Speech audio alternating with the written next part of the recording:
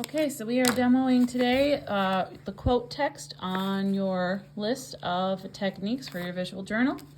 One of the things I like to do with a quote text is find something that has a variety of words. These are some really old encyclopedias from, I'm not sure where, but these are very old, interesting. The pages have yellowed very nicely.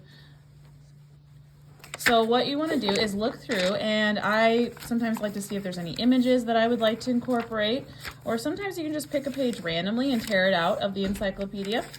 And in order to do kind of a quote text, I think of this kind of as poetry. So what I'm going to do is go through this little page and just circle any words that pop out to me that I find interesting, that maybe I would like to include as a source of inspiration for my visual journal. Large river, Egyptians. Sometimes it can be something that is going to communicate, a feeling. Sometimes it's a story. So I'm just going to kind of circle some words that are popping out to me. Large river, Egyptians, law, holy orders, North Pole. Okay, knowledge. Let's see, seaplanes. Okay, so I've just circled, you probably want to circle around somewhere about 5 to 10 words to give you enough of information. Then what you can do is you want to isolate these words somehow. So I've chosen Sharpie to circle them. On this example I have here, I not only circled them in Sharpie, but I went through and blacked out other words. I also chose this page because I like the image of the amaryllis flower in there, and I wanted to kind of do something with that. With this one, I had completely different words. Distinguished, the American, with remains, humble origin, amateur, professional, exercise as a means of obtaining a livelihood, few model. So to me, that was just kind of some sort of an interesting poem talking about Americans and the whole dream to be entrepreneurs. So with this one, I went through and circled those. I then Mod Podged this to a page. You can see I've clipped down the other pages. And so now what I'm going to do is I'm going to incorporate some acrylic to continue to block out those words and just kind of create a base. Okay, so I've already torn out the page. I've Mod Podged it down. And now I'm going to just incorporate it into the background by using white acrylic paint to go over top of some of those areas I've blacked out and to kind of help those few words I've isolated pop through more intensely. Okay, so again, you could have I could have just left it with the blackout, or you can go in and use acrylic paint to help black it out too.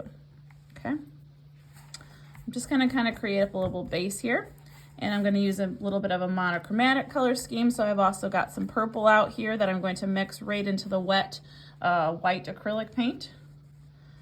Just kind of creating a little color scheme for this page. I'm going to incorporate some of that mixture right over top of my encyclopedia page that I've collaged down. Amaryllises are often purple or reds, so that's why I've chosen this kind of color as a base. Again, I'm just kind of using that text to help guide a theme for me in this project.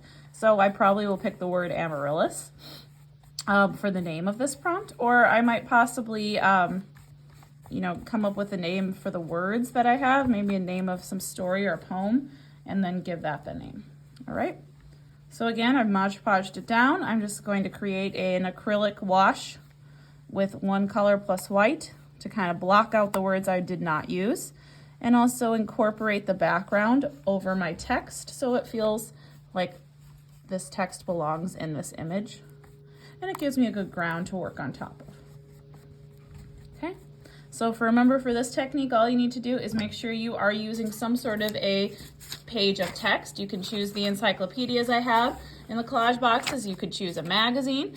And you are going to isolate various words from there to create meaning from. So with this one I just showed you, I would probably do something fun with like Egyptian pyramids and tombs, because those were the words that popped out to me, and I'm kind of using those as my guide. With this one, I'm kind of going with the amaryllis. Once this acrylic dries, I'm going to go back over it and kind of create like a little mini acrylic flower in the corner. I also have some green out, kind of create some leaves. Maybe I'll also do a little bit of some poetry as well by kind of rewriting some of these words that I've isolated. I have that little picture of the amaryllis. I'm gonna kind of create like some little leaves that speak to the general nature of the amaryllis flower. And then I might do some text over time. So again, just trying to use that text to give us a basis as our inspiration for creating an interesting visual journal prompt. All right, got a nice little leaf set up there. I'm gonna wash out my brush, add some highlights with the white right over top of the leaves. And I'm working wet into wet here. My background paper is still a little wet, but as long as I'm careful, I can kind of work right over top of that. The amaryllis flowers you can see on there, I'm gonna do kind of a little bit of a stamping technique with my brush to kind of create that petal look. I'm just kind of pressing my petal. So using the brush to kind of create the shape of the amaryllis flower. Rather than painting the shape, I'm using the shape of my brush head. And I'm loading it with varieties of purple and white, again, because I'm using that monochromatic color scheme.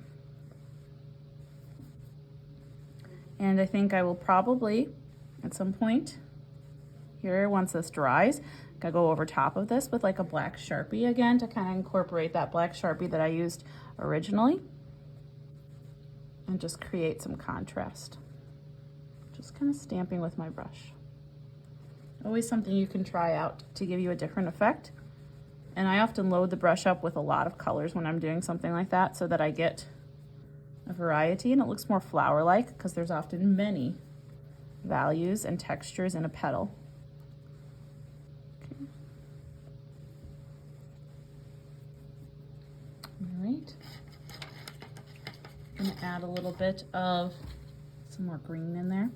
And again, you know, that's the thing that's nice with these visual journals, just kind of going with the flow. You don't have to be too specific. We're just trying techniques, kind of embracing some creative flow wherever that creativity drives you as you are responding to the technique, as you are responding to the different materials that you are using.